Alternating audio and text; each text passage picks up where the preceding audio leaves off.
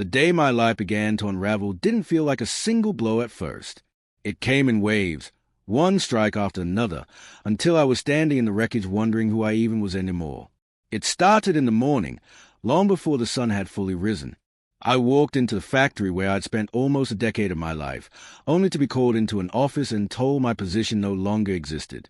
There was no warning, no offer of help, not even a genuine thank you for the years I had poured into that place.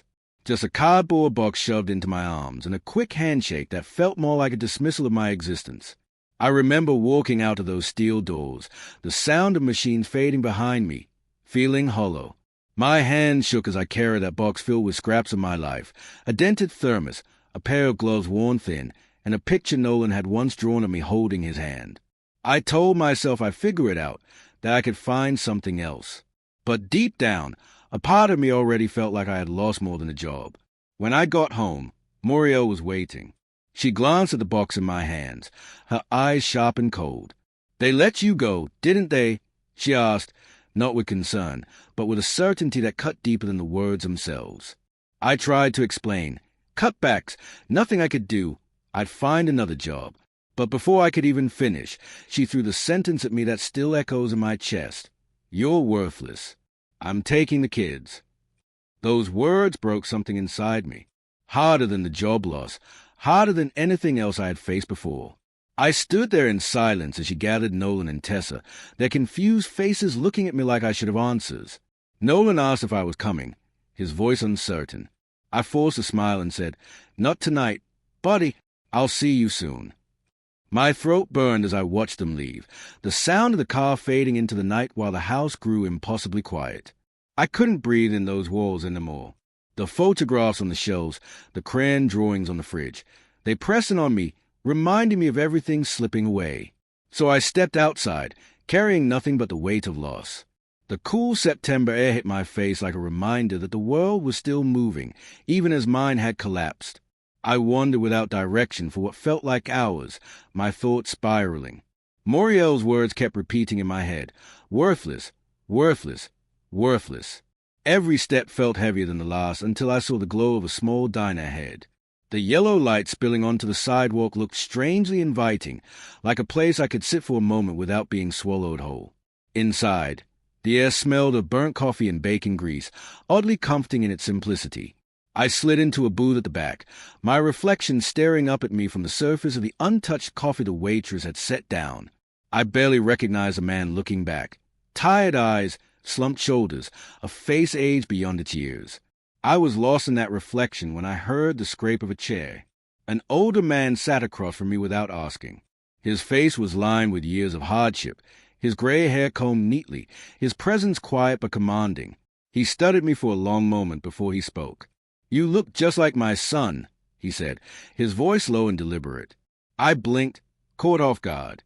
"I think you must be mistaken," I muttered. He shook his head slowly. "No, you've got his eyes. The way your jaw sets when you're holding something in. My boy's been gone 35 years, and I've been searching for him ever since." I didn't know how to respond. My chest tightened under the weight of his words. He leaned forward then, his eyes steady on mine. "Maybe you're not him, but you carry the same look he did before he left, a man breaking under a weight he doesn't know how to carry." Something in me cracked hearing that, because he was right.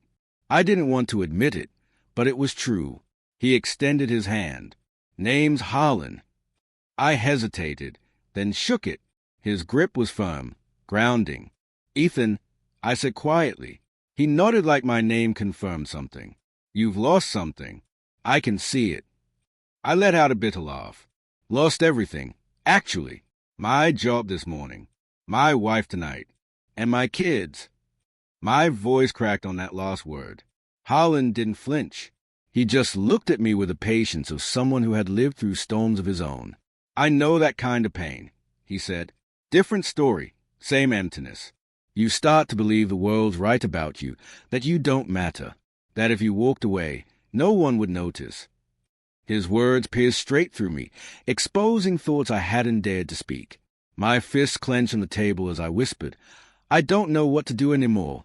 10 years in that factory, and they threw me out without a second thought. I built a family, and my wife tells me I ruined it. My kids looked at me tonight like I was a stranger, and I didn't even know what to say to them." He leaned in, his eyes unshakable. "You can't let this be the end of your story." I stared back at him, half angry, half desperate. What choice do I have? He exhaled slowly, like he was weighing every word. "You have the choice to stand, to fight, to refuse to let their words define you. Do you think I stopped searching for my boy after 35 years? Do you think I let silence be the last chapter? No. I kept going because hope was all I had left, and hope kept me alive." The diner around us seemed to fade away. His voice cut through the fog in my head in a way nothing else had since Muriel's words tore my life apart. For the first time all day, I felt something stir inside me. Something small, but real. Then Harlan leaned closer, his voice soft but sharp enough to slice through the despair. "Don't abandon them like I did." Those 5 words hit me harder than anything else could. His words echoed in my chest long after they were spoken. For a moment, I couldn't breathe. It was as though he had pulled the thoughts I was trying to bury out into the open, stripping me bare in the middle of that dimly lit diner. "What do you mean?" I asked, my voice low, unsure if I even wanted the answer. Harlan's gaze didn't waver. When my son disappeared, I thought back on the years before. I realized I hadn't really been there when it mattered. I told myself I was working to provide, that long hours and discipline were signs of love. But what I gave him was absence. I was angry, short-tempered, always finding fault. I believed silence was strength. I believed my love was obvious. Then one night, he was gone, and I spent 35 years wondering if he left because he thought I didn't care. Those words sank deep into me, heavier than steel. I thought about Nolan's wide eyes when he asked if I was coming with him. I thought about Tessa's little hand holding her backpack strap as she followed her mother out the door. I had told myself I was too broken to fight, too defeated to stand. But in that moment, I understood the truth. If I let go now, if I walked away, I would be stepping into the same hollow regret Harlan carried every day of his life. "I don't want to be that kind of father," I said, pressing my palms flat on the table. My voice trembled, but it carried conviction. "I don't want my children to grow up believing I gave up on them." Relief flickered in his eyes. He nodded slowly. "Then don't. You can lose a job. You can lose a marriage. But you cannot lose yourself unless you hand yourself over. Don't make the mistake I did." My throat tightened. But what if she doesn't let me see them? What if she keeps pushing me out? For the first time, a sharp edge entered his tone. "Then you fight, not with anger or bitterness, but with every piece of love inside you. You show them you're there. You prove to them they matter more than your pride or your pain. You don't disappear into the night, and you don't leave them wondering if you cared. Because if you abandon them now, that question will follow them for the rest of their lives." The conviction in his voice lit something inside me. It wasn't a roaring fire yet, but a spark, and it was enough to burn through the fog of despair. For the first time all day, I felt a steady flame building in my chest. I leaned back in the booth, fists clenched, breath evening out. "I'm not walking away," I said quietly. "I'm going to see my kids. I can't let their last memory of me be silence." A hint of pride crossed his face. "That's a man they need. Not perfect, not unbroken, just present." I swallowed hard, my voice cracking as I whispered, "Thank you. I don't know why you sat with me tonight, but I needed this more than I can explain." He gave a faint smile. "Maybe I didn't choose. Maybe it was meant to happen this way." The waitress refilled our cups, and I realized mine was still untouched. Harlan lifted his, sipped, and set it down gently. "You know what you have to do now. Don't waste time. Go to them." I stared at the coffee, then at my scarred hands, and saw them differently. They weren't the hands of a successful man, not in Muriel's eyes, not in the factories. But maybe they were still the hands of a father who refused to let go. I stood abruptly, chair scraping against tile. "I'm going," I said, more to myself than to him. Harlan reached across the table, his hand firm on my arm. His grip carried more strength than I expected from a man his age. "Remember what I told you. Don't abandon them like me." I nodded, those words searing into me. Then I stepped outside, the night air cool against my skin, but no longer suffocating. For the first time since morning, my steps carried purpose. As I crossed the empty parking lot, I looked back at the diner. Through the window, I saw him still seated, watching me. He raised his cup in a quiet send-off. I lifted my hand in return, then climbed into my car. I knew where Muriel had gone. She always turned to her sister's house. My hands tightened around the steering wheel as I started the engine. For once, I wasn't thinking about what I had lost. I was thinking about what I still had to fight for. I drove into the night, Harlan's words echoing louder than Muriel's bitterness. The drive felt longer than it should have, though every turn was familiar. My chest tightened with each passing mile. But I clung to the words that had become my anchor. Asterisk don't abandon them like me, asterisk over and over. I repeated it until it became the rhythm of my heartbeat.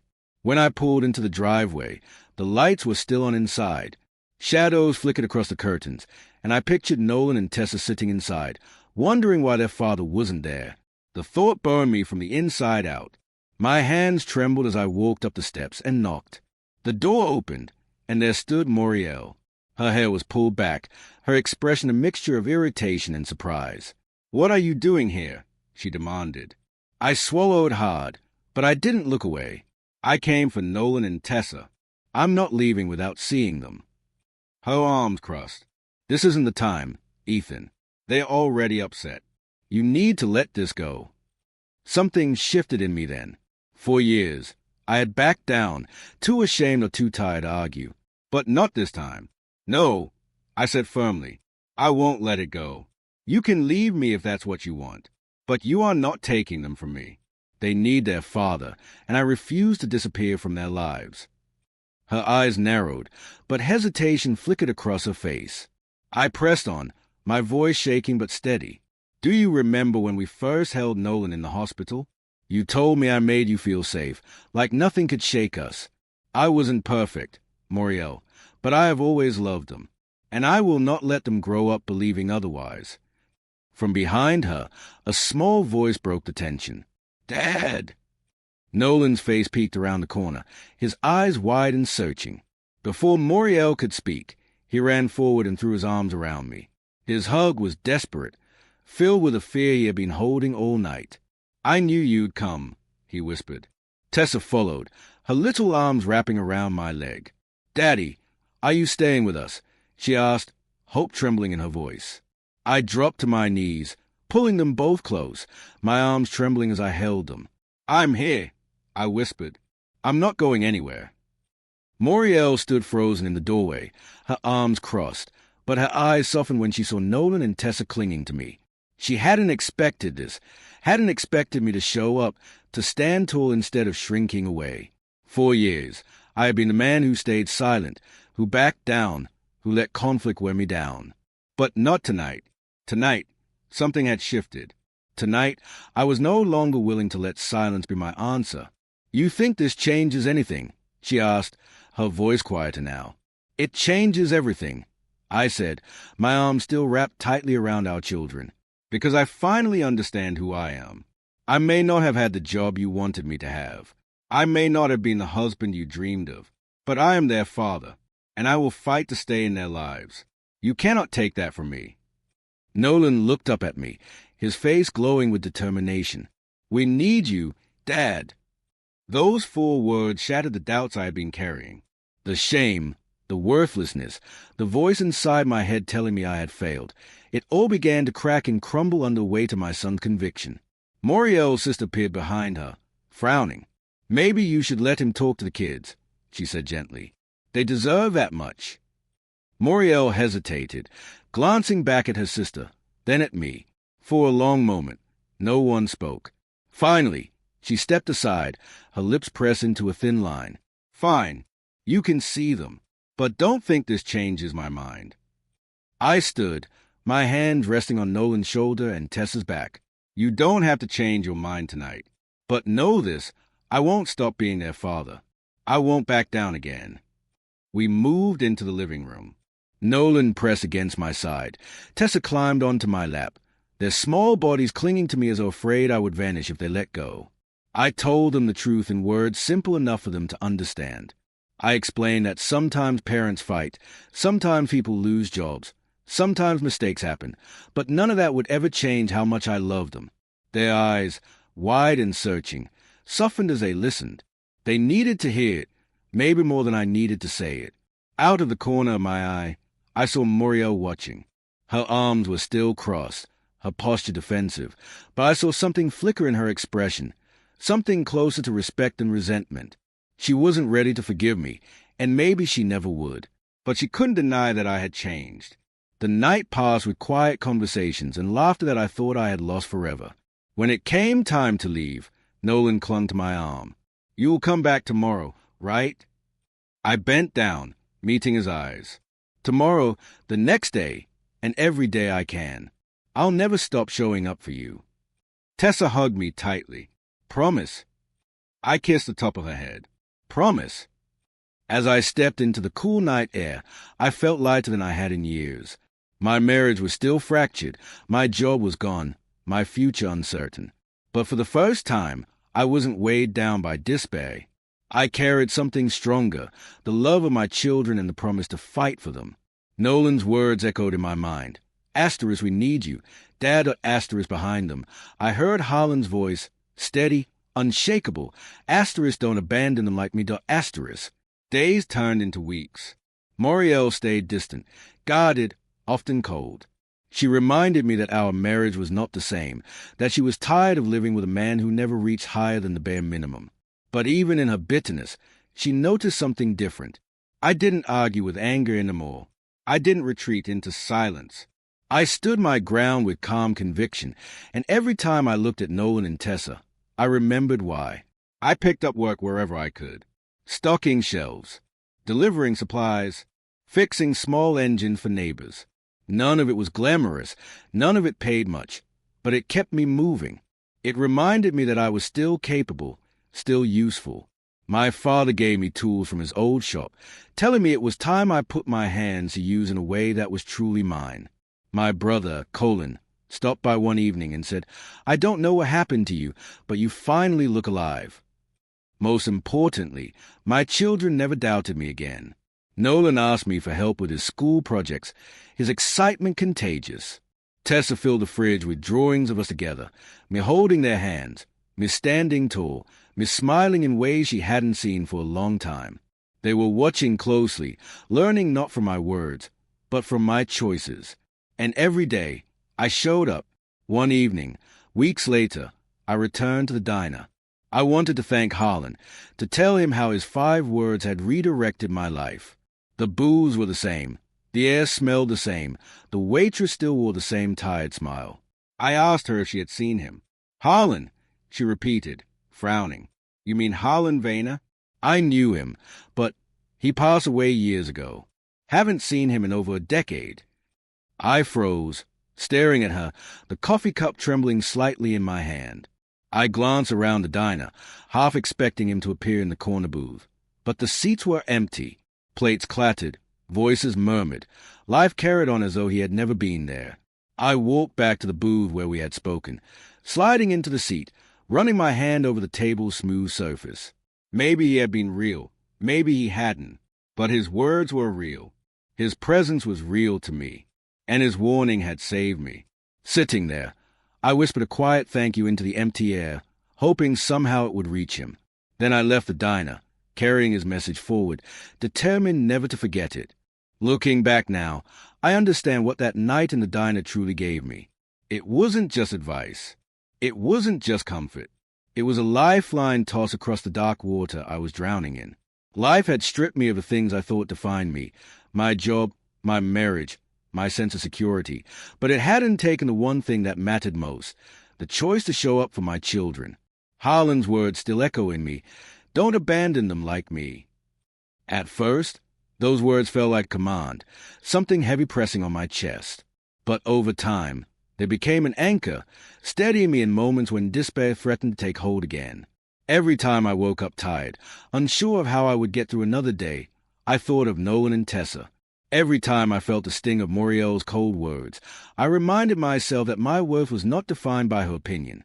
Every time I questioned if I had anything left to give, I remember their arms wrapped around me and Nolan whispering, "We need you, Dad."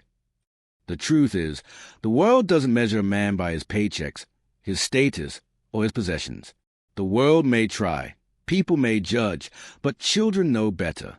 They measure a father by his presence, by whether he shows up, whether he listens, whether he stands tall even when the ground beneath him is crumbling. That's what I finally learned. That's what Harlan's regret taught me before it was too late. The months that followed weren't easy. I won't pretend they were. There were days when I still felt like I was failing, days when I questioned whether I could rebuild. Moriel and I never fully healed what was broken between us. Maybe we never will. But my relationship with Nolan and Tessa grew stronger with every moment I refused to give in to despair. I learned to cook simple dinners for them, to laugh at their silly jokes, to sit at the table and help with homework even when my body ached from long days of odd jobs. I discovered that being a father wasn't about providing everything, but about giving myself fully. My time, my attention, my heart. And something shifted inside me, something deeper than survival. I began to believe that I wasn't worthless. I wasn't a failure.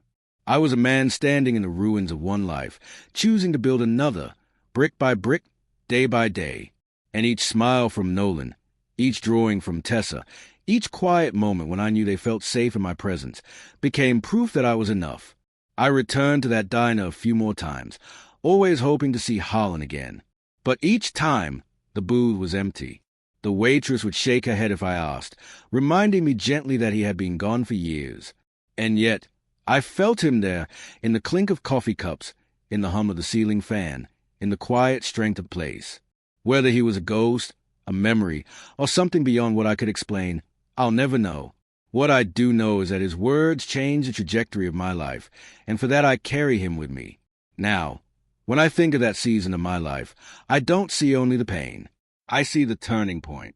I see the night when a stranger sat across from me and refused to let me drown in silence. I see the moment when I decided to fight for what mattered most. And I see the faces of my children, lit with relief and love, when I came back for them. If there's anything I've learned through all of this, it's that despair lies. It tells you that walking away is easier, that giving up is inevitable, that your presence doesn't matter. But that's not the truth. The truth is that the smallest act of showing up can change everything. Sometimes, the difference between a wound that heals and a wound that scars forever is simply a father refusing to leave. So I keep moving forward. Not because I have all the answers. Not because I've figured out how to fix every mistake. But because I've chosen to stand. I've chosen to keep my promise. I've chosen to be there, even when it's hard, even when I'm tired, even when life tells me I don't matter. Because to Nolan and Tessa, I do matter. And that's enough. Life will strip things from you. Jobs will vanish. Relationships may crumble. People you love may wound you in ways you never thought possible. But none of that is stronger than love that refuses to quit. A father's worth is not measured by perfection. It's measured by presence, by the quiet courage to stay, by the steady love that anchors children even when the storm rages around them. That's what I carry with me now. That's what I want to leave with anyone who hears my story. Do not abandon the people who need you. Don't let the weight of despair convince you that silence is easier than standing tall. Show up even when it feels impossible, especially then, because sometimes that choice doesn't just save you. Sometimes it saves the very people you love most.